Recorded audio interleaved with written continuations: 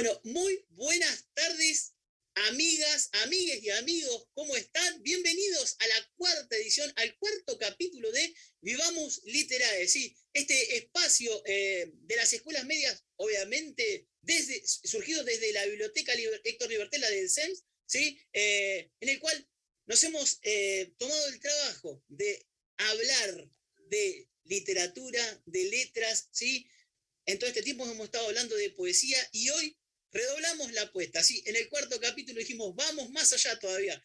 Y tenemos con nosotros a nuestra invitada. La quiero saludar. Primero le quiero agradecer de corazón, ¿sí? Todo lo que nos ha estado aguantando en la previa para que esto salga bien, para poder hacer esta participación y sobre todo para dejar todo listo para poder escucharla. Es un gusto enorme que tengo en presentarles a Esther Agurín. Hola Esther, ¿cómo te va?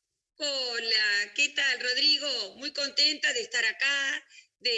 Bueno, estoy viendo además que el nombre de la biblioteca del CEMS es el de uno de los escritores muy prestigiosos en forma nacional e internacional, Héctor Libertela, del cual no voy a hablar hoy, pero eligieron un nombre extraordinario para su biblioteca. Y muy contenta de compartir algunos saberes, algunas cuestiones que nos interesan como bahienses. Seguramente, mirá, justamente la idea de quedar un poco para este cuarto capítulo de Vivamos Literae era poder traer a alguien que nos pudiera contar con pasión quiénes son las autoras, los autores bahienses y desarrollar un poco algunas biografías y sobre todo su obra, ¿no? Entonces, la verdad es que estamos más que contentos. Seguramente, como decís vos, en algún otro momento vamos a poder hablar de Héctor Libertela, porque claro que vale la pena, porque realmente es alguien que, por lo menos, yo siempre digo lo mismo, ¿no? En las escuelas hay que conocer la obra de Libertela. Así que bueno, yo no voy a hablar mucho más, simplemente después voy a hacerte algunas preguntitas, pero Dale. te dejo para que vos puedas contarnos un poco sobre estos autores que hoy trajimos. Bueno, buenas noches para los que recién están ingresando. Es un placer enorme poder comunicar esto de la literatura bahiense, que es tan amplia, que también nos lleva a adoptar, llevó a varios debates de a qué consideramos la literatura bahiense. La de un escritor o escritora que ha nacido en Bahía Blanca, que vive en Bahía Blanca y habla sobre su temática, los tópicos de su literatura son relativos a nuestra ciudad. Si es una persona de afuera, bueno, en este caso tenemos varios, como podría ser el genial y adorado por mí Mario Ortiz, por ejemplo, pero podemos mencionar muchísimos. Alguien que vino de afuera, pero que habla sobre temáticas bahienses, o no, o temáticas generales, porque en realidad la literatura no podemos circunscribirla a los temas. Incluso la cuestión de los géneros hoy ha estallado y tampoco podemos determinar un género determinado. Fíjense que Mario Ortiz hace una prosa poética formidable. Pero bueno, en el caso de gentes que es de afuera y que ha venido acá y que son poetas que viven aquí, qué sé yo, tenemos a Omar Chovier, que ya hemos disfrutado de una charla, y tenemos otros, uno de los iniciadores, como Roberto Pairó, que en fines de las últimas décadas del siglo XIX escribió Pago Chico, hablando de las cuestiones que eran conflictivas en esta ciudad tan pequeña de aquel entonces. También puede ser gente que viva afuera, que no sea bahiense y que hable de nuestra ciudad, como puede ser Coan con la novela Bahía Blanca, de la cual se ha hecho una película y que me encantó ver a Mario Ortiz y a Luis Sagasti trabajando en ella. Hay una gran diversidad de cuestiones. También tenemos la gente de la zona que está en las regiones vecinas, que también podríamos considerarla de alguna manera como literatura bahiense, porque tienen mucha proximidad afectiva o han estudiado en nuestra universidad. Desde ese punto voy a decir que una de las cosas muy valiosas que ha posibilitado también la producción de una literatura propia ha sido el contar con dos universidades públicas, gratuitas y laicas, como son la Universidad Nacional del Sur y la Universidad Tecnológica Nacional, que entra en contacto los saberes, las aficiones, los proyectos y que ha producido a nivel académico grandes escritores. Bueno, ustedes tienen ahí en las escuelas medias a una colección y en la universidad impresionante, como los que ya nombré, Luis Agasti, como Sergio Raimondi, Gabriela Marrón, que algunos han editado y otros no, pero que escriben maravillosamente. Y bueno, hoy yo intentaba mostrar 4 escritores, 2 escritores y 2 escritoras que no están vinculados con el ámbito académico necesariamente, no son docentes ni trabajan en las escuelas medias o en las diversas departamentos de la universidad. Y me parece que son importantes porque es tanta la cantidad y variedad de escritores de narrativa y de poética que tenemos, muchos muy jóvenes que me encantaría nombrarlos a todos, pero si los nombro me olvido de alguno y voy a ser macana. Pero antes de empezar con los 4 elegidos, chan chan, ¿quiénes serán? Quiero rendir homenaje a no sé si género, porque no es un género, a la literatura para niños y jóvenes, que hay muchos excelentes escritores y escritoras en nuestra ciudad y que por no estar por ahí vinculados con el ámbito académico, con el ámbito de la industria cultural, me refiero a las universidades, las revistas propias de literatura, claro, la industria editorial. Y yo me traje acá algunos nombres para nombrarles y algunos libros para mostrarles. Por ejemplo, de Marita Berenguer. Este es uno solo de ellos, Hotel La Perla, pero Marita Berenguer es una escritora muy prolífica, que además tiene talleres y además forma narradoras orales, me formó a mí. Hay que tener paciencia para formarme a mí.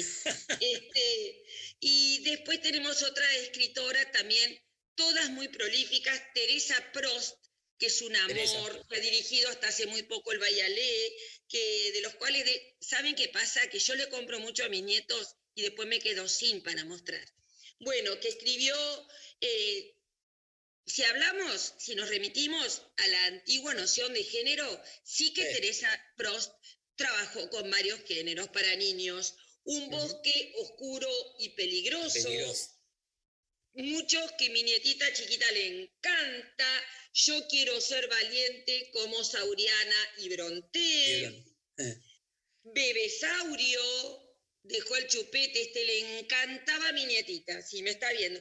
Y El niño raro, porque también aborda mucho la diversidad, tiene más libros que esto. Y una maravilla que ha hecho hace poco, que es como un juego que se arma y se desarma y que se llama El libro infinito. No lo voy a hacer acá porque no me va a salir. Pero para que vean que haciendo un juego, como si fuera un origami, de distintas posturas, se va armando distintas historias o distintos aconteceres que tienen que ser cíclicos, como las estaciones del año en este caso, y que tiene una extraordinaria artista plástica bahiense, Miriam Baxte. No sé si lo pronuncie bien. Me parece que sí. Sí, ¿Sabés qué te iba a decir? Sí. Nosotros tenemos, y la estamos agrandando cada vez más, un sector de la biblioteca dedicado justamente a este tipo de literatura. Y la verdad es que a mí me enorgullece decir que no sé si hay muchas bibliotecas en Bahía Blanca que tengan, sobre todo de escuelas, tanta literatura infantil Y como la que juvenil. tenemos. Y Por supuesto, juvenil sí, sí, sí. también, porque vos sabés que todas estas escritoras y escritores viajan permanentemente por la zona y por otras provincias y quizás en otras localidades son muy reconocidas por las comunidades escolares. Se acercan mucho y trabajan mucho.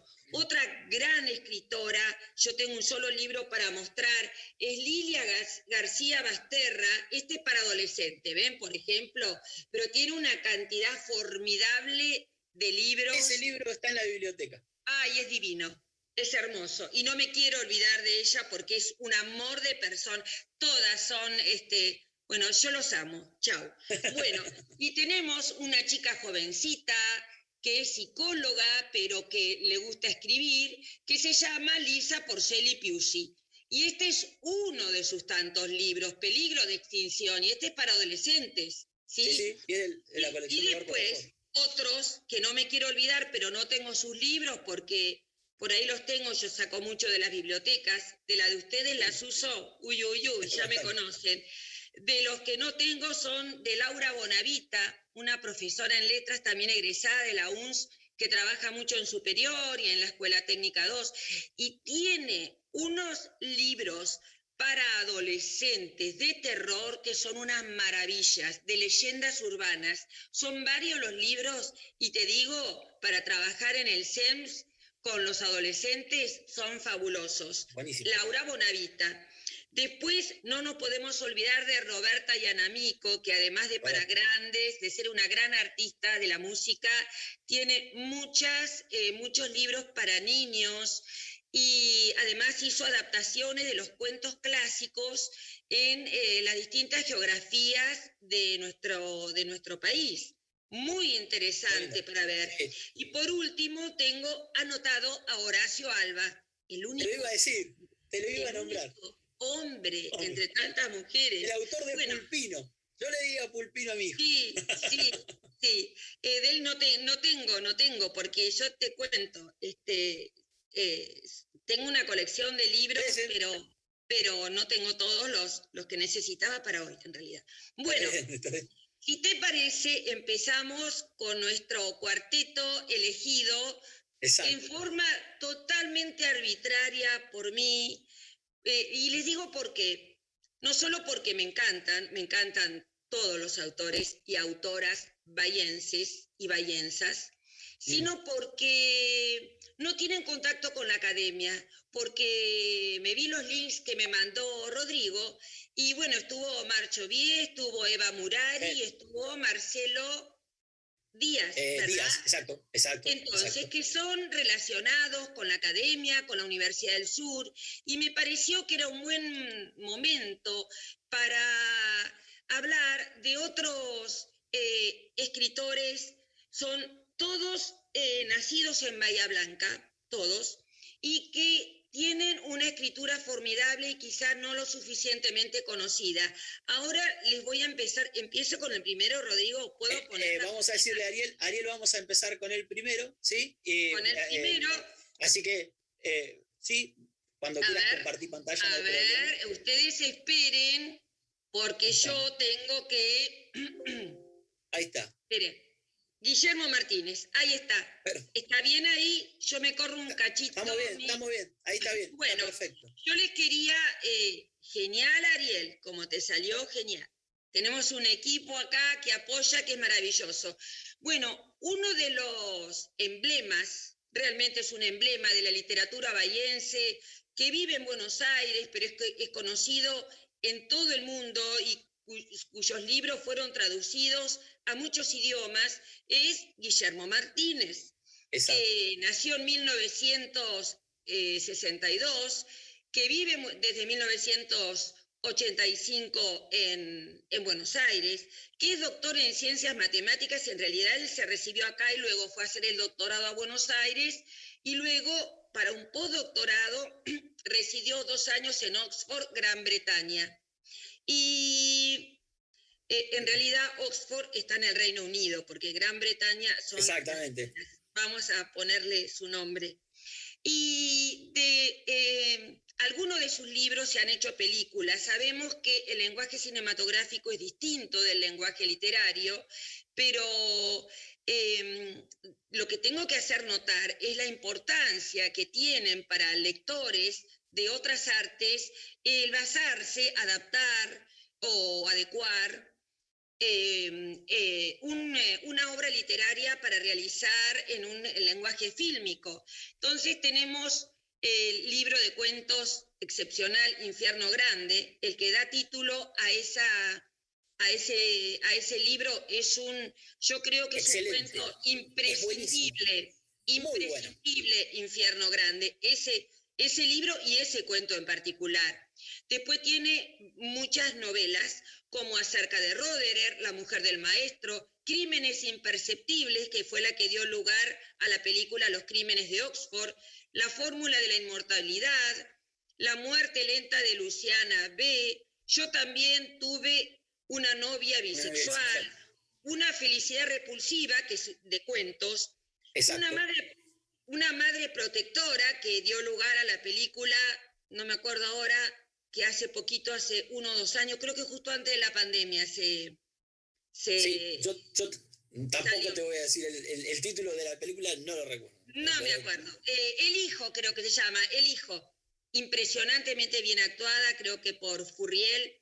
Los crímenes de Alicia, que es uno de los últimos, interesantísimo, sobre el autor de Alicia en el País de las Maravillas. Exactamente. De Lewis Carroll.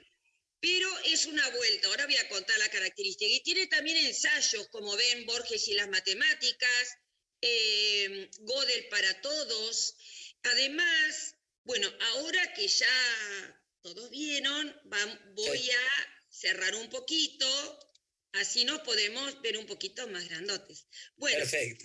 Les cuento que su formación matemática y su voracidad por la lectura desde chiquito, que él cuenta que siendo muy chiquitito el padre los hacía leer mucho. Si está la hermana Patricia viéndonos, seguramente se va a sonreír de esta anécdota que siempre cuento. Leía tanto y tan vorazmente que una vez fue a la biblioteca Rivadavia a la mañana, a la tarde ya se había leído el libro y no le quisieron prestar otro porque no le podían prestar 2 libros en el mismo día.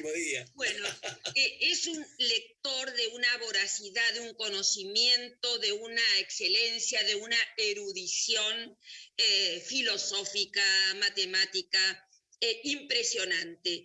Y por eso no es casual que él eligió el género policial, o más bien la novela o la novela de suspenso. Es un maestro del suspenso. No podemos, además de sus reflexiones filosóficas dentro del libro y la excelencia de los recursos y los procedimientos dentro de su escritura, que le hacen una escritura llevadera, amigable. Yo le preparé para hoy, para que me pongo porque me encantaría leer Infierno Grande, pero es muy largo. Tuve que elegir algo cortito. Sí, vamos a tener un contrapunto. Vamos a tener un contrapunto. Yo también voy a leer un párrafo chiquitito de uno de los cuentos que hay en Infierno Grande, porque es un párrafo de que se llama... ¿Cómo se llama? Perdón, La víctima. Ah, buenísimo. Arranca vos, dale. Así yo me tomo un vasito de agua, dale. Déjame decirte algo que vamos a contar a la gente. Si está la hermana ahí me muero, pero bueno, algo que cuentan, ¿sí? También es un amor, capaz que está Guillermo, porque yo le mandé un mensajito. Y él, te juro, participó en una clase de las que yo doy. Es increíble. Un amor. No sabes lo que es Guillermo. Yo te digo, yo grababa esa clase y se la vendía a una editorial, Chao. Yo Maravilloso. realmente, debe ser seguramente así, pero me hubiera gustado mucho conocer al padre, porque ¡Ajá! Me agarraste. Me esto que cuentan agarraste, Quirolita. Mirá lo que esto que traje cuentan, para mostrar. Traje para increíble, mostrar un mito increíble, familiar que me lo regaló exacto, Patricia, que es el libro del papá. Yo también tremendo. quería hablar de esto, que era un ser maravilloso y un gran escritor. No se lo Es genial, pierdan. genial. Bueno, yo voy a leer mi parte. La verdad, Dale. eh, chiquitito, y dice así, dice, aquel día, sin embargo, no le había dicho toda la verdad acerca de los libros. Aún quedaba algo más, algo inconfesable. Él sentía sobre todo que el mundo de la literatura era único, apropiado para él, un mundo donde la felicidad pronto se desdeñaba, donde ninguna dicha podía durar demasiado, y la alegría estaba de inmediato bajo sospecha, donde la crueldad no solo era lícita, sino también necesaria, la fuente donde abrevaba el monstruo. Es Esto, como una autobiografía. realmente. Bueno, justamente por esto lo traje. Digo, yo, Es su poética. ¿de quién está Su hablando Martínez? poética. Exacto, es maravilloso lo que trajiste, Rodrigo, porque es como Es así. su poética. Viste que él dejó, vieron, muchachas y muchachos, niños y niñas, que él dejó las matemáticas, sin embargo, tiene libros de ensayos, como por Seguro. ejemplo Borges y la matemática, que si yo entendiera algo de matemática me encantaría leerlo. Pero realmente es su poética, es lo que él piensa de la literatura. Él nos contaba en esa clase, que es un muchacho tan generoso, tan sencillo, que las matemáticas le sirven para su pensamiento matemático, le sirve para crear paradojas y enigmas que hay que resolver. Y por eso el género policial y el de suspenso, o el de suspenso, le dan tantas posibilidades de desarrollar esas estructuras que son como verdaderos enigmas o ejercicios matemáticos, como en Crímenes Imperceptibles. Van a ver si leen Los Crímenes de Alicia, que es una novela espectacular, nada se puede sospechar, es una novela de enigma maravillosa y también armada y también escrita. Él justamente muestra estas paradojas, estas confrontaciones extrañas con la realidad. Si te parece, Rodrigo, Sí, leo sí, un cuento cortito de él, sí, para leer un cómo cuento no. de su libro Una felicidad repulsiva, que Bien, es un libro de cuentos. El genial. sumidero de Dios. Volví a acordarme de esta pequeña historia cuando escuché hace poco a Stephen Hawking afirmar en un reportaje que la física llegará muy pronto, quizá en la próxima década, a la teoría unificada de las leyes del universo, con la explicación matemática del momento cero de la creación. Volví a acordarme mientras el periodista le hacía la inevitable pregunta sobre el papel que quedará para Dios de las clases de cosmología del profesor Katz en la Facultad de Ciencias Exactas y del terror que infundía a sus alumnos. Katz había estudiado en Oxford con Roger Penrose, el director de tesis de Hawking, y en su breve regreso a la Argentina dictaba cosmología como la materia final de la licenciatura en física. Pronto se había hecho famoso por la rapidez con que llenaba pizarrones, por la fuerza con que partía las tizas mientras escribía y por la dificultad sobrehumana de sus prácticas. Había pedido que su ayudante de cátedra fuera un matemático graduado y Pablo Marín, que era en esa época amigo mío, había accedido al traspaso. Pablo se divertía contándome en el bar de Ciudad Universitaria los sarcasmos de Katz y la desesperación de los alumnos frente a las fórmulas. Me contaba, sobre todo, de una chica algo mayor que los demás, que ya había desaprobado 2 veces la materia y que lo seguía como una sombra a todas las consultas para preguntarle con una fijeza obsesionada uno por uno cada ejercicio. El cuatrimestre pasó y llegaron la fecha de los finales. Pablo había fijado una última consulta 1 hora antes del examen. Ese día, mientras almorzaba conmigo en el bar, le avisaron desde la secretaría que tenía una llamada de teléfono.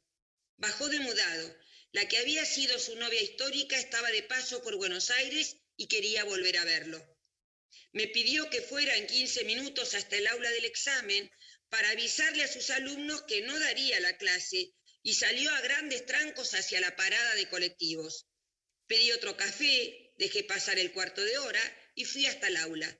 Solo había una chica junto a la tarima, la alumna de la que me había hablado Pablo. Cuando me acerqué vi que el brazo que cruzaba la carpeta estaba crispado, con el puño fuertemente cerrado como si ocultara algo, y que el mentón le temblaba, parecía a punto de castañetear. Tuve que decirle que Pablo no le daría la consulta. Se quedó por un momento abrumada, incapaz de hablar, y me miró después implorante como una última tabla de salvación. Pero tal vez vos podrías ayudarme, me dijo. Sos también matemático, ¿no es cierto? Y abrió atropelladamente la carpeta antes de que pudiera decirle nada. La práctica tenía un título curioso, El sumidero de Dios. Posiblemente otro sarcasmo de Katz, o quizá fuera la convención algo zumbona entre los físicos para referirse a la singularidad en el instante inicial. Debajo vi las ecuaciones más impenetrables sobre las que me tocó fijarme en toda mi carrera. La primera ocupaba 3 renglones y reconocí apenas 2 o 3 símbolos. Me di cuenta de que en 1 hora ni siquiera lograría entender la notación.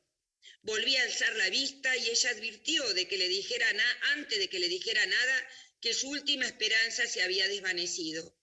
Vi que temblaba y que su puño, que había quedado colgando a un costado, se apretaba convulsivamente.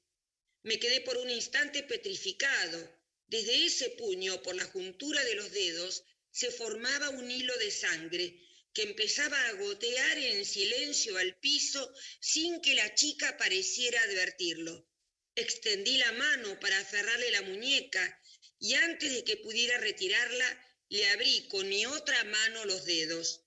Lo que aquella estudiante de física escondía y había apretado hasta incrustarse en la palma eran las puntas de metal de un crucifijo. Tremendo. Tremendo. Lo que a mí me pasa con él, con Martínez, o con la lectura de Guillermo Martínez, es que en los cuentos cortos sobre todo, siempre los cuentos cortos son pimienta, es decir, son cosas cortitas que está llena de sentido. Y lo que a mí me pasa es que siempre juego a ver para qué lado va a ir y nunca acierto. Sí, y nunca acertás, ¿viste? Es para el amante de lo enigmático y de lo policial y que quiere poner a prueba su inteligencia y su capacidad de observación y de encontrar las pistas, ideal, porque es tremendo. En la película El Hijo, por ejemplo, que digamos que es un remedo de la literatura, son 2 lenguajes distintos y no deben compararse. Realmente nos hace sentir esa cuestión revulsiva y apremiante y angustiante de la situación que él propone, ¿sí? Todos sus libros son maravillosos, todos los que leí del cuadrito, y por eso yo quería volver a hablar, porque él tuvo una muy buena base, su papá, que los hacía todos los días a los 4 hijos redactar un cuento por noche. Mirá, y él siempre ganaba el Guille. En realidad lo que yo pude averiguar era que la anécdota, los domingos, dice, nos reunía a la mañana para leernos un cuento y a continuación debíamos escribir una redacción en un certamen literario de entrecasa. Nos calificaba 5 ítems: originalidad, resolución, redacción, prolijidad y ortografía. Todos los domingos. Es impresionante. Es impresionante. O sea, impresionante. Tiene una formación desde muy pequeño de alta exigencia, y se nota esa alta exigencia en la excelencia de su literatura. Sí. Bueno, si le parece, como yo estoy viendo la hora 20 y 33, paso a la segunda, ¿sí? ¿Te parece, sí, Rodrigo? Sí. Ni hablar, bueno, invitemos, sí, mientras vos vas pasando, invitemos por sí, supuesto a la gente a que lea los libros de Guillermo porque realmente son excelentes. extraordinarios, extraordinarios. Y muchos hay en la Biblioteca Rivadavia y en la Biblioteca del SEMS. Justo Sí, te por mandé la supuesto. contra. Lo de la biblioteca del SEMS, hoy están todos acá, pero están. Sí, son maravillosos, son maravillosos. Además son muy entretenidos. Seguro. Bueno, otra escritora nacida en Bahía Blanca y bueno, y que tiene relación con el SEMS porque su papá trabajaba en el SEMS, en las escuelas Exacto. medias, Compañero, y cuando ella tenía 3 años fue atrapado, creo que por la AAA, creo que fue en el 75, antes del proceso militar, y por supuesto lo desaparecieron, lo asesinaron. Exacto. Eso marcó profundamente su vida, la cual es contada en una brillante novela, muy emotiva y excelentemente bien escrita, que es El mar y la serpiente, ¿sí? Donde todos podemos sentirnos identificados con las cuestiones que cuentan, y cuenta, además, el narrador que ella inventa es al principio una niña de 3 años que piensa como una niña de 3 años y que va creciendo a medida que se desarrolla la historia. Bueno, Paula nació en 1972, es escritora y bioquímica recibida en la UBA y se dedica a la literatura y la divulgación científica. En realidad, desde muy pequeña, sus papás eran muy lectores, la mamá es artista plástica y le leían muchísimo y ella leía muchísimo. Hay una foto de ella en El mar y la serpiente, siendo chiquitita sentada, y leyendo un libro sentadita, que es divina, además de ser hermosa ella. Sí. Bueno, les leo los títulos de sus novelas. El mar y la serpiente, muchos de ellos son dirigidos a niños y adolescentes, pero exacto, quiero hacer una aclaración. Lo que nosotros llamamos literatura para niños en realidad es una necesidad editorial de clasificar algo taxonómico que no tiene que ver con la realidad del ser humano, porque estos libros son aptos como cualquiera de los libros llamados para chicos o jóvenes, para que lo leamos los adultos. Y son maravillosos, les cuento. Escribió La cuarta pata, La rosa de los vientos, Solo 3 segundos, que es tremendo, sobre la muerte en un adolescente. Una casa de secretos, Sin rueditas, La chica pájaro, excelente para el tema del abuso de género, Lo que guarda un caracol. Utilizado. ¿Cómo? Muy utilizado, ahora mismo está muy utilizado. Sí, sí, porque es maravilloso además la historia. Sí. Y la forma en que relata, tan simple, pero con tanta riqueza en el lenguaje. La fuerza escondida, que habla de la vida de Juana Zurduy, y perdón, no estoy mostrando los libros que estoy haciendo. A ver, la última, empiezo por la última, La desobediente. La desobediente. Es maravillosa, maravillosa. Después tenemos La rosa de los vientos, que se desarrolla justamente acá en Bahía y en el Cerro Tres Picos. Solo 3 segundos, que es una maravillosa novela para trabajar en secundario, pero para leerla cualquier adulto. La chica pájaro, de la que hablábamos, exacto, es tan maravillosa y con tanta puntillosidad ella recrea. Yo acá tengo la fotocopia de la tapa, miren. Miren, esta es ella, a ver si se ve. Sí, ahí está. Es una fotocopia, ella cuando era chiquita, porque cuando tuvieron que huir con su mamá, primero ocultarse en Montermoso y luego huir con su mamá, se fueron a Buenos Aires, donde ambas se cortaron el pelo para pasar desapercibidas, pero ya las fuerzas militares las tomaron y las tuvieron detenidas a las 2, a ella siendo chiquitita. Y torturaron a la mamá. Es una historia durísima, durísima.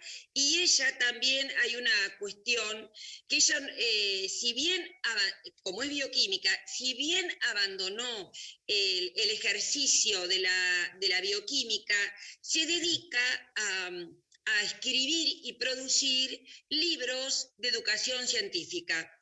Exacto, Quería de divulgación. antes nombrar que tiene cuentos en obras colectivas, todas muy comprometidas con los derechos humanos, con memoria, verdad y justicia.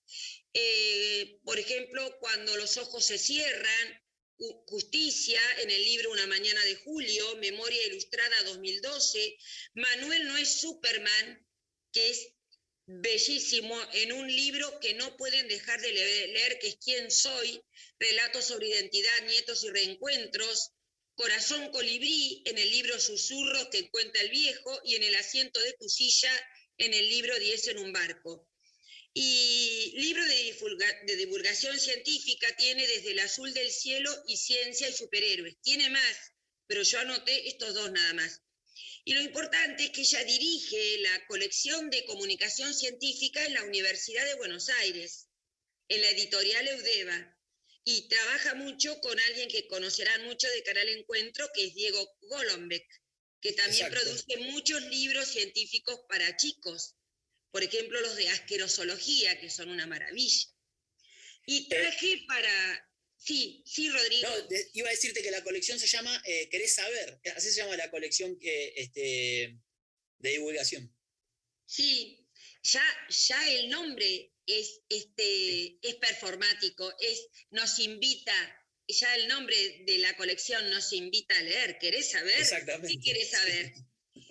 Es maravilloso. Y lo que traje para leer es muy cortito, es la última página del libro El mar y la serpiente, que fue su primer libro, pero que es tan emotivo y está tan bien escrito que además nos emociona a todos. Ella va contando su vida y termina cuando tiene más o menos 12 años y está en sexto o en séptimo grado, porque estaba en Capital Federal, lo que hoy se llama Cava, y la maestra a fin de año les pide que hagan una composición y que elijan el tema. Entonces, esto dice así, esta es la última página del libro. Composición tema, los desaparecidos. Son 30.000. 30.000 personas con 30.000 historias que no pueden contarnos.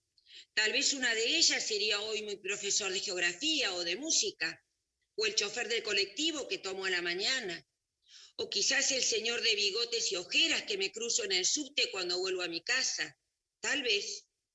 De esas 30.000 personas, extraño con todo mi corazón a una. Extraño a mi papá. Sí, a mi papá lo hicieron desaparecer de una esquina. Se fue de mi vida como una hoja de árbol empujada por el agua de las alcantarillas. Crecí pensando que me había dejado porque yo no era importante, porque no valía lo suficiente, pero me equivoqué. Ahora creo que lo entiendo. Después también nos llevaron a mi mamá y a mí, pero esa fue una tormenta que duró menos. Mi mamá siempre me dice que todo lo que hicieron los 30.000 desaparecidos que desaparecieron y los otros miles que aún están golpeados y miedosos, pero que están, todo fue para que nosotros viviéramos en un mundo mejor, en un mundo donde la palabra, las ideas valgan. Hoy nos faltan 30.000 personas con nombre y apellido. 30.000 es un montón de gente. Ya no nos tropezaremos con ninguna de ellas en la calle. Ya no les compraremos chicles si es que algunas decidían ponerse un kiosco. Tampoco les pagaremos la boleta del gas si es que algunas terminaban trabajando de cajeros en un banco. Un agujero de 30.000 personas que podrían haber hecho tantas cosas. No están ni para preguntarles la hora. Pero bueno, no podemos cambiar el pasado. Lo que sí podemos es recordar que nos faltan injustamente. Yo jamás podré olvidarlos. Lo tengo a mi papá, que me recuerda siempre a los otros 29.999. La verdad es muy fuerte. tremendo. Bueno, eh, no sé qué decir. Se me van las palabras. No, eh, me quedé pensando en la situación, bueno, obviamente, ¿no? En lo difícil. Pero en una la ve ahí flaquita, chiquita, sin embargo tiene las palabras que las utiliza maravillosamente para, nada, para llegar al lector, a la gente de una manera tan especial, tan especial, que asombra. Bueno, Y además, obviamente, sí. no, sí, sí, sí, sí. No, y además la variedad de tópicos, de temas que toma, porque toma tanto el tema de un desaparecido con una dulzura en el libro, en este libro que yo le decía, de las abuelas de Plaza de Mayo, como con una rigurosidad y una eh, dialéctica accesible a todo lector. Cuando la Muy, chica pájaro habla del abuso y muestra los personajes tan adorables o tan revulsivos, lo sí, hace con una maestría, con un manejo de lenguaje extraordinario. tal cual. Cuando habla, bueno, el ser extraordinario que cobija a la chica pájaro, ¿no?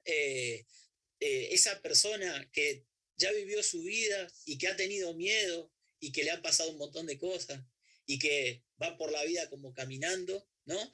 Y la ve a la chica y también ve lo que pasa con la chica, con el albañil,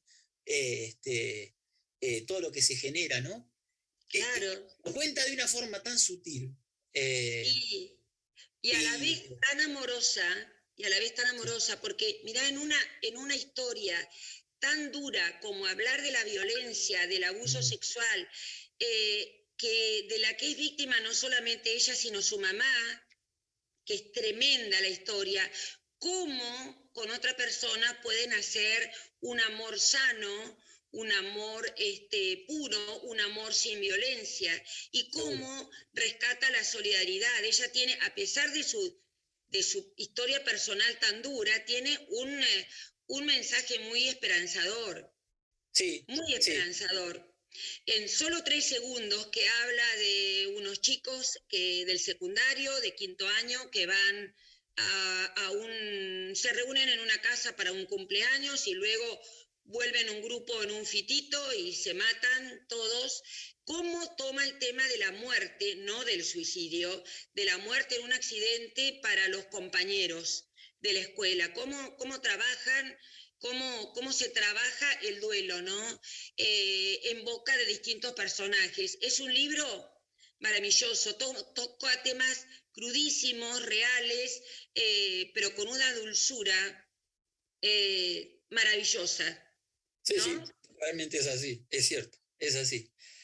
Bueno, Bueno, no, no, nada más, antes que, sí, obviamente seguí, pero cabe aclarar esto que decías hace un ratito vos, ¿no? Ella colabora con la Asociación Abuelas de Plaza de Mayo y con el equipo argentino de antropología forense, o sea, realmente sí, es una persona muy comprometida. sí, Inclusive, cuando, a la hora de dar entrevistas, de la misma manera que escribe dulcemente, eh, no solamente cuenta cuán comprometida es, sino que le dice a los chicos justamente esto, comprometámonos, tratemos digamos, de hacer un mundo mejor.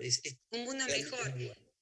Ella ha venido muchas veces a Bahía Blanca a dar charlas en escuelas, creo que al SEMS fue, creo Sí, que ya 2 estuvo, veces, y exacto. también a otras escuelas secundarias, y realmente tiene una facilidad de establecer empatía y vínculo, porque además es Sí, un ser sí, realmente. adorable, una persona, bueno, hasta ahora de los que hemos hablado, bueno, yo soy una fanática, ¿vio? Entonces, Sí.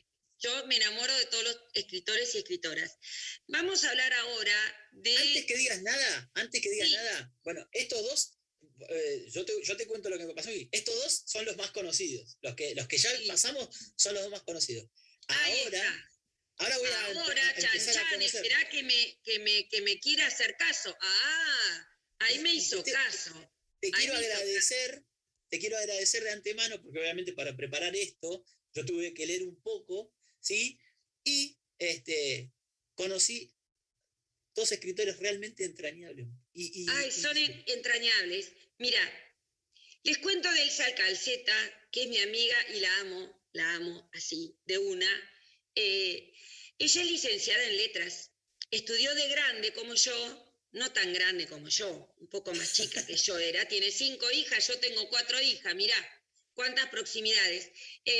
Estudió la licenciatura en letras en la Universidad Nacional del Sur, pero no se mantuvo dentro del régimen académico trabajando, porque bueno, tenía 5 hijas y tenía que darles de comer.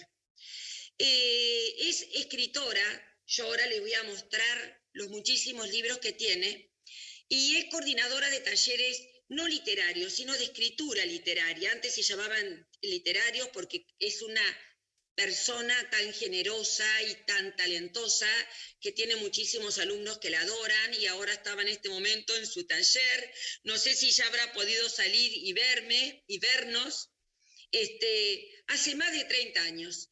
Y tiene libros, yo se los voy a ir mostrando, ahí Luna de 7 caras, que le voy a leer, es de una poesía dulcísima. Sí. Cuentos para atravesar la noche, me tengo que cambiar ahí, cuentos para atravesar la noche. Tiene un libro, como tiene muchos nietos, cuentos para el nieterío. Un libro extraordinario de investigación, Nuestra Tribuna, que lo editó, les cuento, la editorial de la Universidad Nacional del Sur. Pero he aquí, por los misterios de la vida, no les quedó ningún ejemplar a Ediuns. Y el único ejemplar que existe, ni siquiera Elsa lo tiene, está en la biblioteca de Humanidades, que Bien. yo lo tengo raptado hace un año. Les cuento, este libro, porque me dijeron que hasta que no abrieran, y yo todavía no Marcela, sé si te va a ir a buscar Marcela. No, ya se lo llevo, después de hoy no, me lo fotocopié, lo que no hay que hacer, pero no hay otra, ¿viste? Porque no hay libros. Bueno, ella ha hecho una investigación que le llevó 8 años sobre Juana Rouco Juana Rouco Vuela, que era una anarquista que vino a los 14 años a la Argentina y que desarrolló una labor feminista impresionante, que tuvo una vida de película, de novela, y ella hizo toda la investigación, incluso a pesar de ser feminista y de ser una militante aguerrida del anarquismo y de los derechos sociales para todos los trabajadores y para las mujeres en particular. Ella misma me contaba que visitó el partido anarquista y no guardaron un solo libro de ella por ser mujer. ¿Y saben dónde consiguió la información? Porque publicó muchísimo, era una gran escritora, Juana Rouco Vuela, y escribió muchísimo. Y se conectó y pudo encontrar las publicaciones en Ámsterdam, en Holanda. Increíble. Es increíble la historia, es una historia de novela, como ella armó que es un libro exquisito de investigación.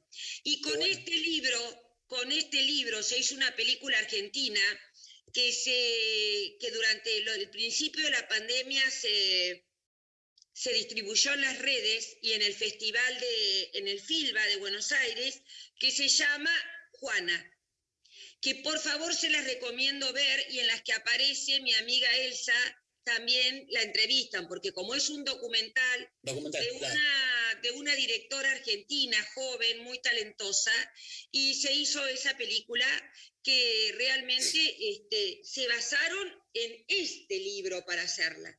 Todos los datos lo tomaron de ahí.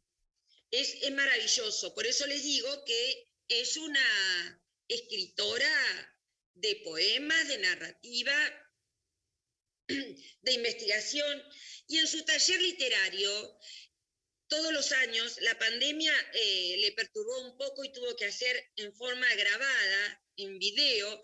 Todos los años ella edita una antología con sus alumnos. En este caso yo les muestro Cabos Sueltos, que es del año 2019. Sí.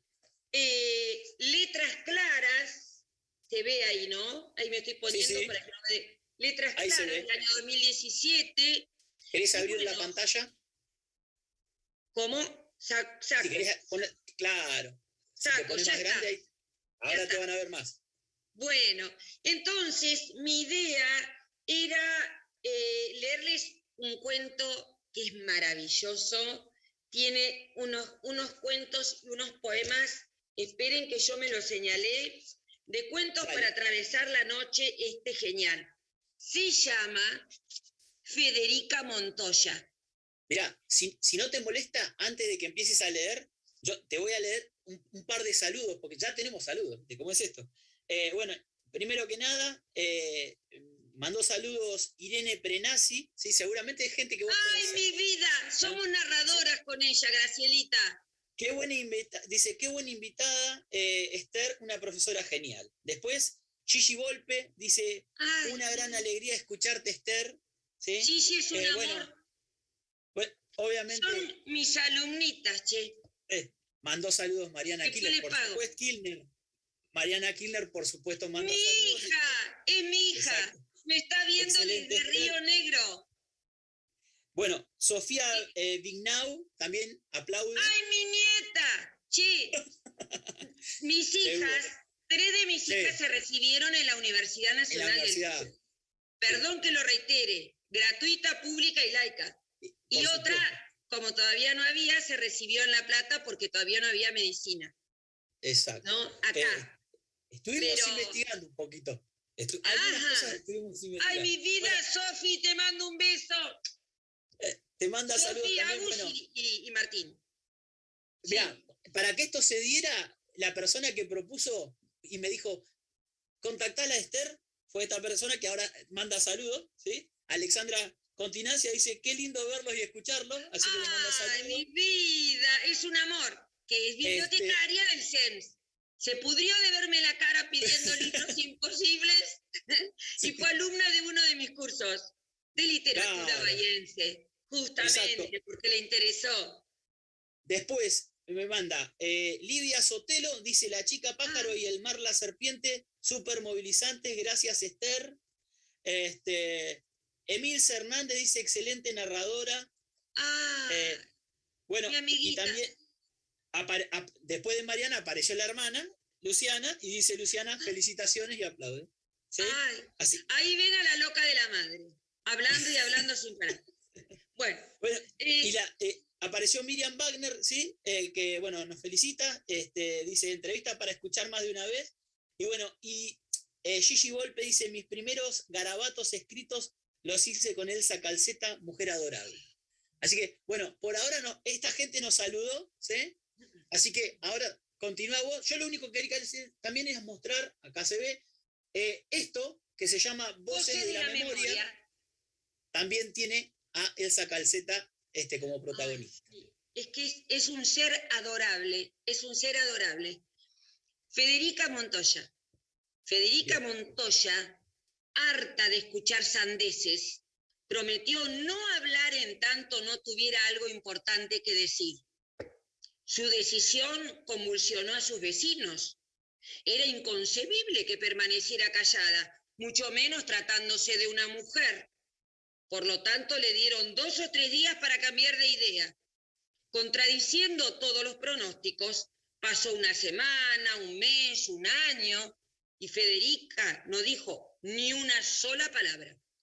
La noticia no tardó en tomar dominio público, y los medios de comunicación se encargaron de divulgarla por todo el planeta. Catedráticos de las más renombradas universidades evaluaron la situación y se organizaron conferencias y congresos para debatir los motivos por los cuales una mujer había resuelto no hablar.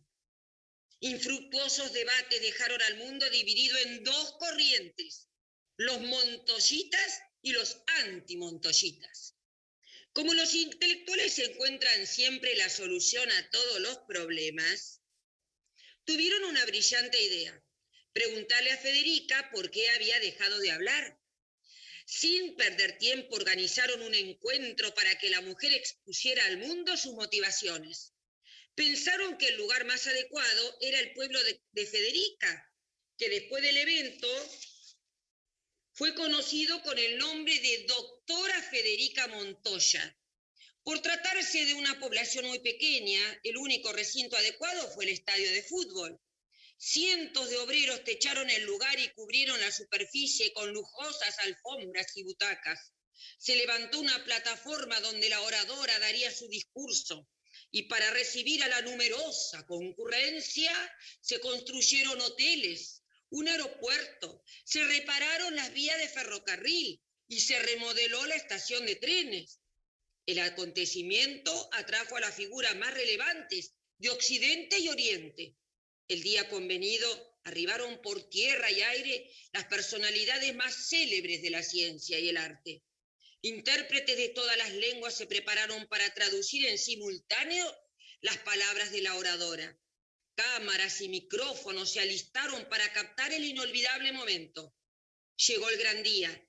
El estadio estaba colmado con 30.000 espectadores, cuando alguien recordó que Federica no había sido convocada.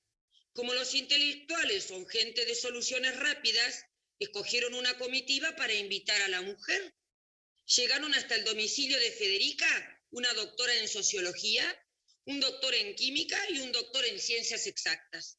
La casa de la mujer estaba a pasos del estadio, de manera que los tres elegidos fueron caminando. Tocaron la puerta y aguardaron impacientes. Federica, en ese preciso instante, se disponía a tomar un mate. Dejó con desgano la pava sobre la hornalla y abrió la puerta de calle. Buenas tardes. Venimos en representación de las principales universidades estatales y privadas del mundo, decía el catedrático de traje gris, cuando fue interrumpido por el de traje azul. Para invitarla, intentó agregar cuando la doctora en sociología no pudo con su genio y dispuso que alzaran en andas a la mujer y la condujeran al estadio. Federica se defendía como cerdo atado con alambre. Más pese a sus gritos, los hombres le prendieron de piernas y brazos y la arrastraron hasta el estadio. Entraron por una puerta trasera, la subieron al estrado y sentada frente al auditorio, Federica Montoya se encontró ante la mirada de 30.000 espectadores. El silencio fue total. Quienes estaban en las primeras filas advirtieron la humildad de las zapatillas agujereadas de la disertante y su pantalón de gimnasia manchado con lavandina. Las conclusiones fueron inmediatas. Ese era su alegato.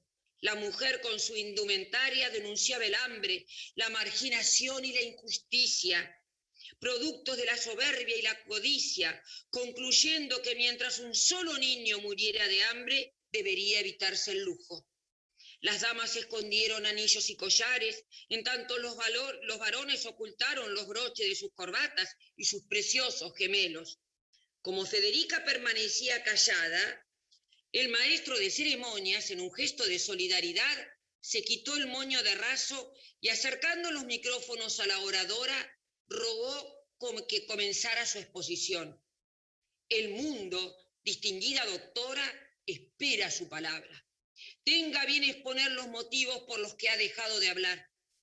Federica observó detenidamente el auditorio, puso sus ojos en las tribunas, las plateas, los pasillos con espectadores de pie, la entrada atestada de curiosas, con voz calma dijo: el mate con agua hirviendo no se puede tomar. Y evadiendo al personal de seguridad, desapareció por donde había entrado. Espectacular. Es una genia. Tremendo, tremendo. Y viste, tremendo. Ahora, fíjense todas las alusiones que hace al mundo, a las miserias del mundo académico, que las hay como en todas las cuestiones, a las miserias de las vanidades, de los orgullos, de que a veces con cualquier tema se puede hacer un doctorado. Tal cual. No critico, pero no. Los que están en el mundo universitario lo saben bien. Y para que veamos la dulzura y la profundidad estética de este libro, Luna de 7 caras, A ver, me tengo que ir al medio de la Sí, cama. ahí está perfecto, ahí se ve perfecto. Que tiene, que yo les quiero mostrar algunas hojas, cómo presenta. Ustedes saben que en la poesía los espacios Son muy dicen importantes. mucho. Los Exactamente. espacios hablan, ¿sí? Porque la poesía se basa también de la distribución en la hoja, Exactamente. ¿sí? Fíjense que ella hace todos estos versos empezando con minúscula. Esa es una toma de posición. Otra vez la luna agita los sentidos y dejo a su capricho la sed de infinito. Puede que desafiando al olvido regrese la primavera. Las manos entibian, ahogan, condenan, seducen, cobijan la repetida historia. Y pone aquí un epígrafe: morirías por mostrar que ya ni existo, de Ladia Blasquez. No alcanzan, desgajados, los besos del otoño, ni las rocas tiritando en la noche, ni el río manso. No es reflejo lo que quiero, no me bastan los espejos, aunque nunca, aunque sola, aunque distancia, una mariposa se posa en mi hombro y soy. En círculo, los pájaros burlan el olvido. Si alguno dijera distancia, su afilado pico reinventaría la noche. No concluye acá, pero los dejo. Tremendo. Es muy lindo. Es muy lindo, es precioso, además de lo polisémico que es cualquier poema, ¿no? La Sí, sí. multiplicidad de significados y la abstracción profunda que tiene en una elección muy estricta del lenguaje, ¿no? Sí, sí, sí. Y no sé, es algo que percibo yo. Tiene algo con la luna esta mujer. Bueno, te cuento una cosa. Las mujeres estamos regidas por la luna, no por el sol. Entonces la luna, para todas las mujeres, tienen que ver, esperen que estoy agarrando lo de Osvaldo Costilla. Está bien. No, ya está, ya lo agarré. Bueno, te cuento que desde el punto de vista astrológico, astronómico, desde el punto de vista fisiológico, a las mujeres nos rige la luna. No solamente en los aspectos de nuestros periodos menstruales, de nuestra menopausia, de los meses del embarazo, tiene mucho que ver la luna, por eso creo que todas las mujeres amamos la luna, porque tiene mucha significación. Rigen las mareas y muchas cuestiones de la vida. Bueno, vamos al último, que es dale, un señor... antes, Sí, sí, dale, que mandó. Me voy, espera, me voy de acá. Yo sé que este que lo mandó, este que lo mandó es un capo porque lo vi en tus redes sociales. Mandó un mensaje de Darwin Leivas y decía: una divina. Todos los miércoles a la mañana la veo a la mañana a las 8 con una energía increíble. Mira, porque tengo un curso de literatura y cine. A mí me encanta la literatura, pero vincularla con cualquier otro arte, ¿viste? Entonces, sí. Tengo un grupo de cinéfilos que me matan, me superan, y Darwin es un músico, además, que me analiza la música de las películas, me vuelve loca de amor. Ya es una cosa que no podés creer.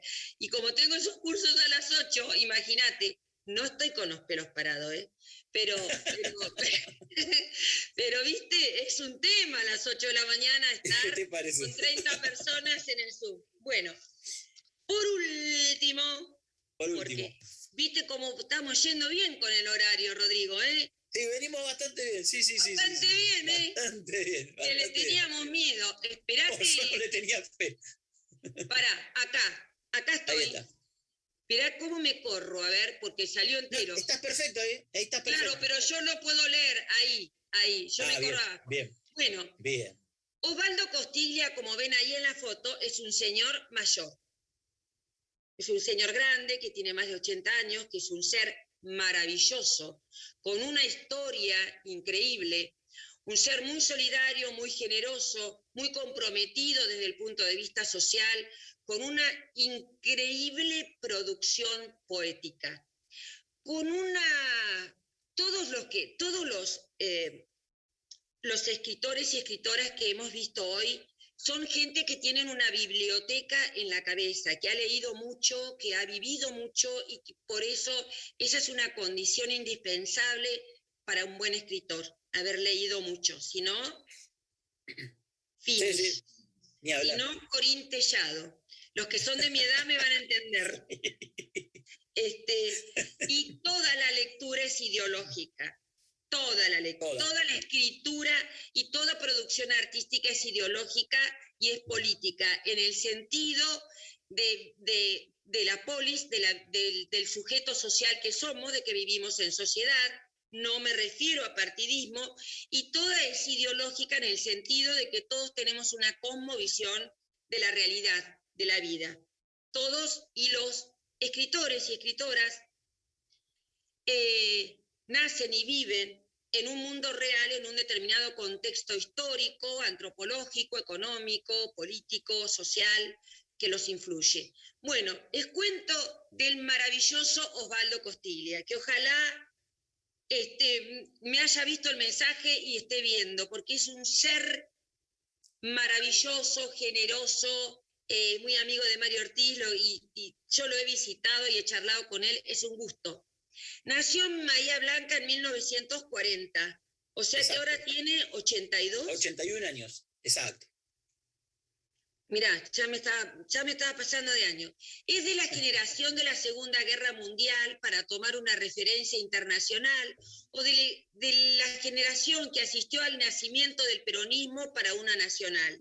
Estudió en la Escuela Nacional de Comercio en el secundario, y en la Universidad Nacional del Sur hizo la carrera de Ingeniería Química. Así que vemos que un matemático como Guillermo es escritor, una bioquímica como Paula Bombara, es escritora, claro. Paula Bombara, y un ingeniero químico es un escritor formidable. Él viajó, tuvo que irse en la época, creo que después del golpe del 55, tuvo que irse a España unos años a vivir con el hermano, y por eso tiene sus primeros libros editados en España. Escribió muchos libros, desgraciadamente no es muy famoso, digamos, no tiene la estructura de la industria cultural que le hace vender más libros, ¿sí? Porque también en esto tiene mucho que ver. Escribió Los laberintos giratorios, que lo editó él mismo en España, Memorial de sombras, que no está, ya van a ver varias inéditas, ¿sí? Umbral del resplandor, editada en Bahía Blanca. Esperen que me corra acá esto para poder leer. Palabras asediadas, una carpeta poética que abarca desde el 2001 a 2006 y no tiene títulos, y Tiempos secretos del 2007. Voy a cerrar.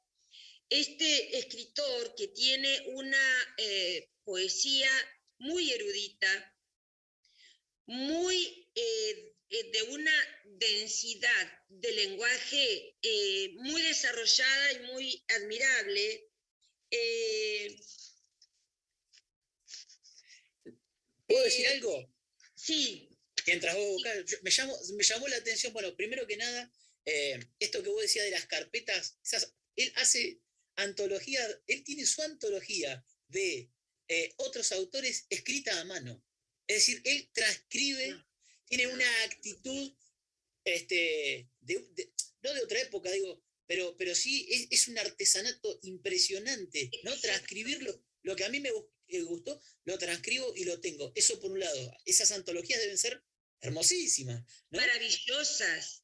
Y a mí me trajo, obviamente no tiene, nada, no tiene que ver con él, porque a quien voy a nombrar no era de escribir tanta poesía, no escribía poesía en realidad. A mí me vino a la cabeza cuando leí cosas de él a Juan Filloy.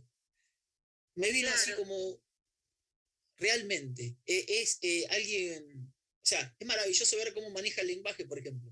Me gustó muchísimo. Es impresionante, además es un gran lector, como vos decís, pero de diversos idiomas. Vos te ponés a hablar con él y es un lector apasionado y maneja varios idiomas. O sea, lee en la lengua original, que sabemos que el problema de la traducción es todo un tema. Voy a leer una breve cosita antes de leer dos poemitas, ¿sí? La extraordinaria obra poética de Osvaldo Costiglia comenzó a gestarse en los agitados años 70 en la ciudad de Bahía Blanca. En esa ciudad bonaerense, los sectores reaccionarios ganaron tanto la guerra, siempre del lado de las dictaduras militares, como la paz entre comillas. Sí, comillas. Costiglia, silenciosamente, construyó su obra de resistencia y sutileza en una ciudad marcada por símbolos de invierno. Esto en sentido metafórico. Allí permaneció el poeta hasta ahora, con la excepción del período 1985-1995, lapso en que se radicó en Madrid. La poesía de Costiglia ingresa por propio derecho en el corpus de las grandes obras secretas gestadas en lo que algunos llaman el interior de la Argentina. El concepto de interior es un concepto totalmente jerárquico y expulsivo, ¿verdad? Sí, Como sí. que hubiera un centro, Exacto. es el ombligo de Buenos Aires, y el interior es efectivamente lo que está afuera, o adentro, pero no adentro del centro. No, claro. Y dialoga con las de Juan Carlos Bustriazo Ortiz, Jorge Leónidas Escudero y Ricardo Celarrayán. Durante mucho tiempo invisible ante la emergencia de la militancia política, la obra de Costiglia llega a nosotros de su propia mano, cruzada con sus reflexiones de intelectual infatigable sobre la realidad.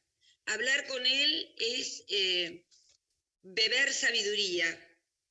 Y les voy a leer unos poemas de él para que vean la excelsitud de su lenguaje y las múltiples significaciones en un pequeño poema.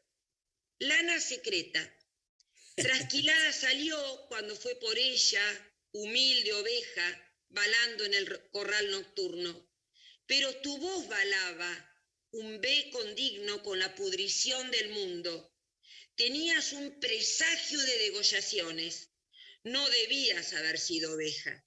Yo pretendo otras formas de morir, en un bosque, a la carrera, pero pretendo en vano, y la ciudad me permite el arte del zorro o el acecho del gavilán en la hendidura.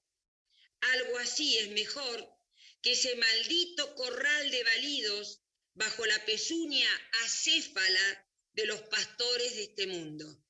Tremendo. Te venía siguiendo y lo venía...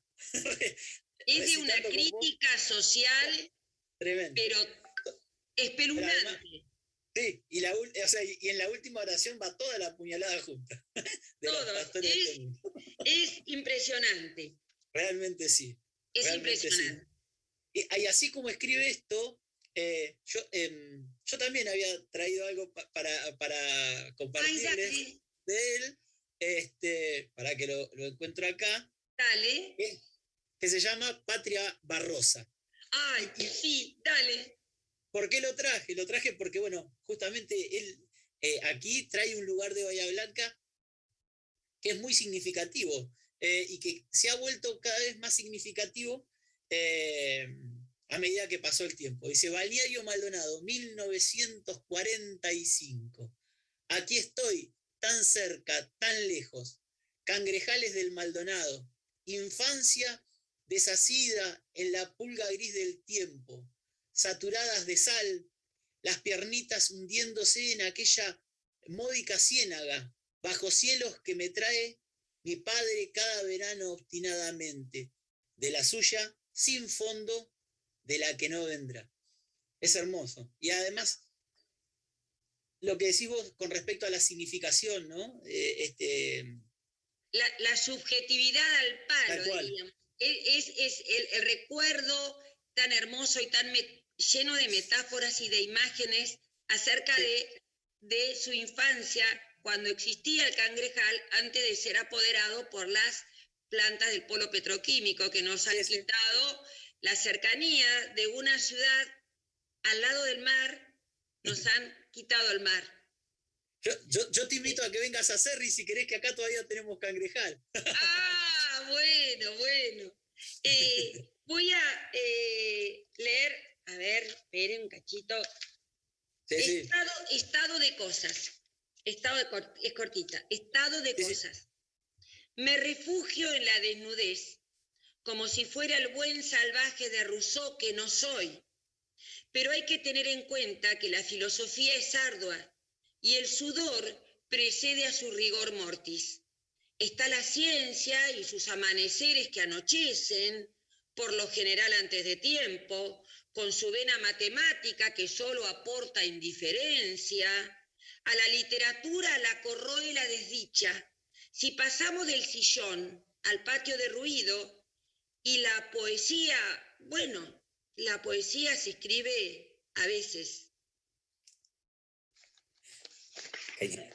Toda una toma de posición con respecto al valor que se le da, que le da el mundo a las ciencias duras, digamos, desde el poderío económico y el desmedro de la poesía, ¿no? Exacto, exacto. ¿Puedo leer una más? Vos decime Pero por la sí, hora. no, sí, sí, Bailarín, sí. dale, bailarín nocturno. Había algo de cantor de tangos. Se veía el clavel en el ojal de tu solapa. Nocturno, girando en el trompo del deseo que en la pista de baile imantaba a las parejas. En tu hombro descansaba la más tierna cabellera.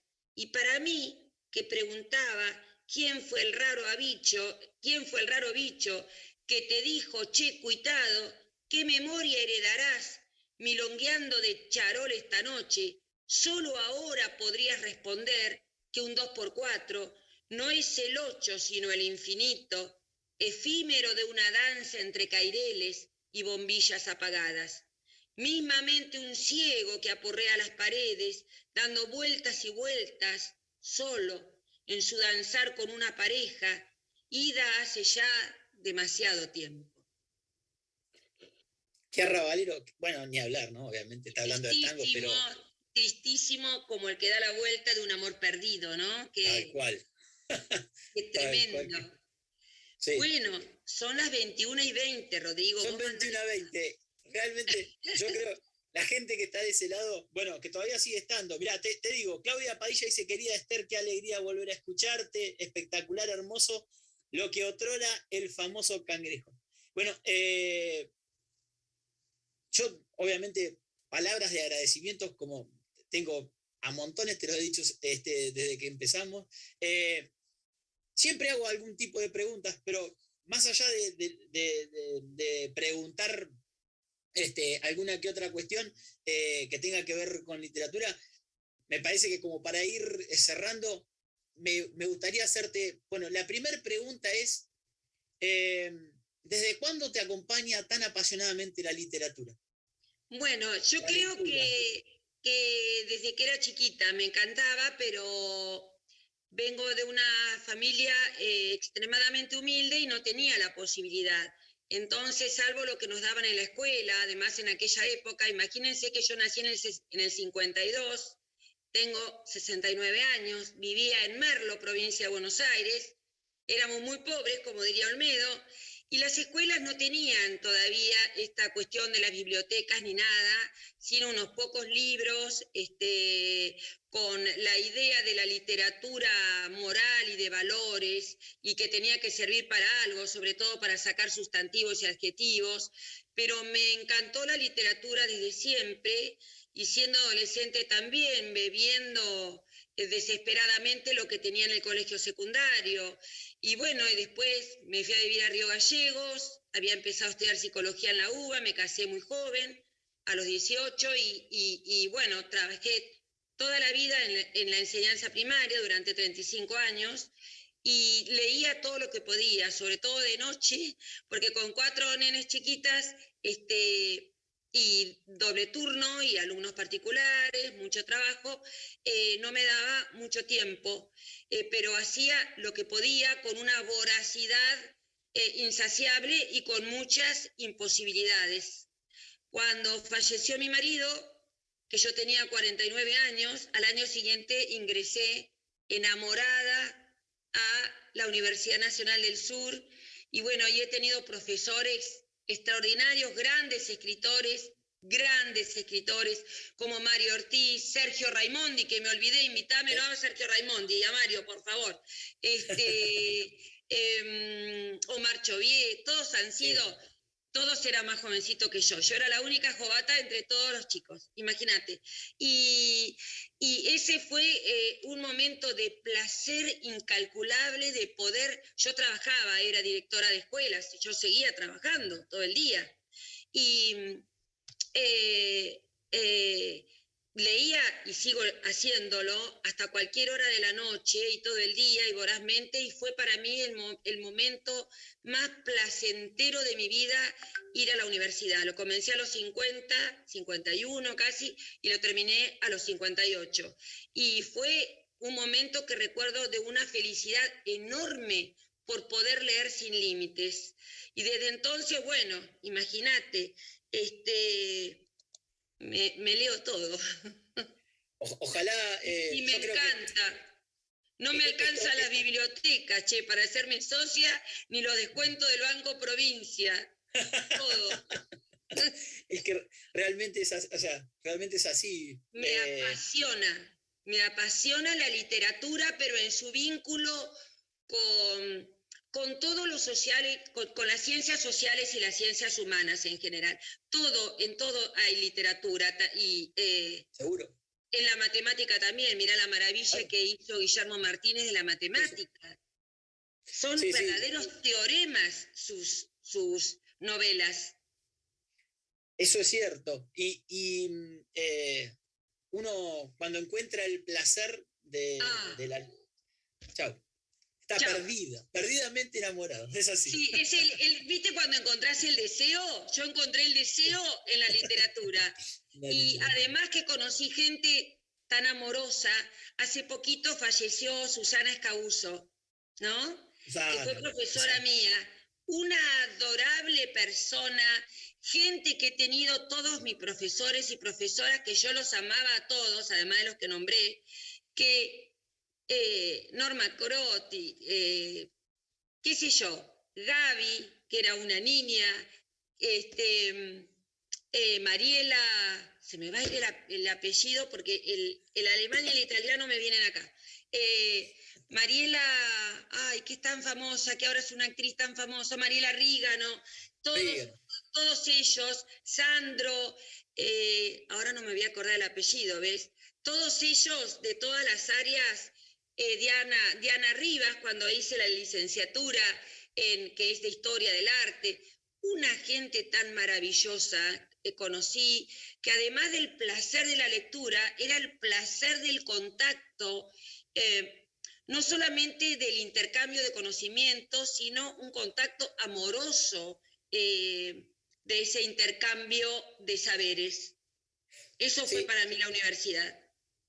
Importante eso que decís, porque realmente, bueno, obviamente cuando uno siente del otro, que del otro lado le están brindando eso, además de ser mucho más fácil, es como que lo invita a volver todo el tiempo a ese ámbito, ¿no? Y para los que muchas veces, contrariamente, pueden pensar que cuando uno ya pasó algún tiempo y dice, no, yo ahora, no, al revés, es al revés.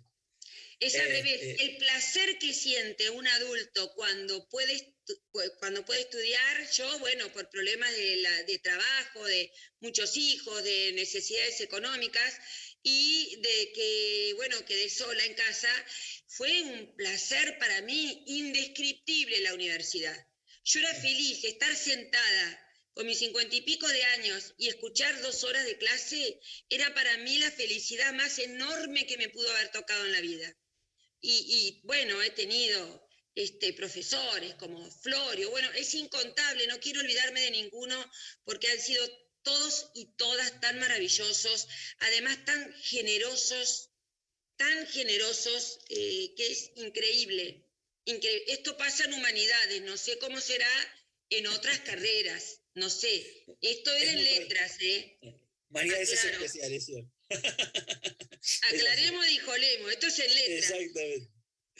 Bueno, Esther, de vuelta, millón de gracias por estar ahí. Antes de que te vayas, bueno, María Eugenia dice, felicitaciones, te quiero, Esther. De Ay, vuelta escribió Claudia Padilla, dice, Charlie, mi profesor más querido, un gran amigo. Chauvier también, Chauvier, perdón, quise poner Chauvier, dice, bueno, y hay que agradecerles entonces a Claudia Padilla, a María Eugenia, a Gigi Volpe, a toda la gente que se comunicó, a Darwin, bueno, a Miriam, por supuesto, a Emil Hernández, a Luciana, ¿sí? mi hija mayor que trabaja en la Exactamente. universidad, Y a Mariana. ella sí trabaja, yo no, ¿eh? Yo trabajo en UPAMI nomás. Soy Exacto. ni siquiera una contratada de la universidad. Bueno, y le vamos a decir entonces a la gente eso. Si ustedes quieren encontrarse con esta persona que les va a hablar, que digamos, van a aprender mucho sobre literatura, vayan a los cursos de UPAMI de la universidad porque se la van a encontrar y les va a Sí. resultar muy placentero tener eh, alguna clase seguramente con ella. Y ¿Sí? además, como verán, nos matamos bastante de la risa, ¿eh? Te digo, Exactamente. ¿no? Es muy Que es lo más placentero. importante. Yo creo que Trabajo en la US y en la UTN también, ¿viste? Y ahí bueno, y como es para adultos mayores, y yo vengo a hacer eso, ¿vio? O sea, una adulta mayor, estamos en la misma degeneración, entonces hacemos los mismos chistes, y si yo exacto. le digo esperidina o le digo hacer la cola de refrescola, todos me entienden. Eso está bueno, están todos en la misma sintonía. Bueno, Esther, Claro. muchas gracias, en serio, muchísimas gracias por estar con nosotros, por regalarnos este tiempo, ¿sí? Y bueno, antes de despedirnos, a los que estuvieron de ese lado, que todavía siguen estando, te digo la verdad, o sea, se quedaron, les agradezco en serio de corazón. Esto igual va a quedar colgado en la red, va a estar en YouTube, ¿sí? Y después vamos a pasarles la dirección para que puedan volver a verlo si quieren. Eh, Fundamentalmente, lean a los escritores bahienses porque realmente son muy ricos, muy interesantes y porque además Mucho. no nos van a defraudar. Eso es así. Sí, Eh, una sola acotación puede hacer, como hablé sí, tan sí, poco, como hablé tan poco, sí. una sola acotación. Yo quiero destacar que hay una gran cantidad de escritoras y escritores muy jovencitos, como Matías Matarazzo, Ignacio Uranga, Mariana Yuxuk, un montón que me voy a olvidar ahora, seguro. Muchos de ellos han sido compañeros míos de la universidad, ¿te imaginas? ¿Te imaginas? Que son maravillosos, que hacen una poesía y una narrativa que es extraordinaria. Me estoy olvidando de un montón de nombres, de Álvaro Urrutia, pero muchísimos jóvenes y jóvenes que escriben, que es maravilloso. Léanlos.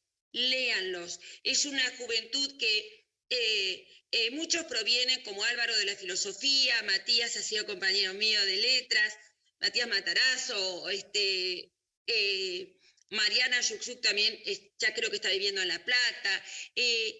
Hay una cantidad de escritores y escritoras jóvenes que son maravillosos, maravillosos. Si yo nombro a uno, debe haber más de 30 escritores bahienses actuales, contemporáneos, escribiendo. Mucho más. Y son todos de una riqueza impresionante. Hay que invitar a la gente entonces que lo lea porque realmente Sí. se van a sorprender. Decir que no me avivé de traer los libros porque tengo un estante lleno todo de la literatura. No están todos, pero para acordarme de nombrarlos. Nombré algunos que son entrañables para mí. Y hay muchísimos más. Muy bien. Bueno, nos vamos a despedir. Antes que nada, quiero agradecer infinitamente a la gente del Departamento de Recursos Didácticos del CEN, ¿sí? Ariel, gracias por estar de ese lado. Muchísimas gracias por bancar todo este tiempo. Y a Pedro, que anda dando vuelta también. Y Sandrita Montefiore, millón de gracias de vuelta por estar.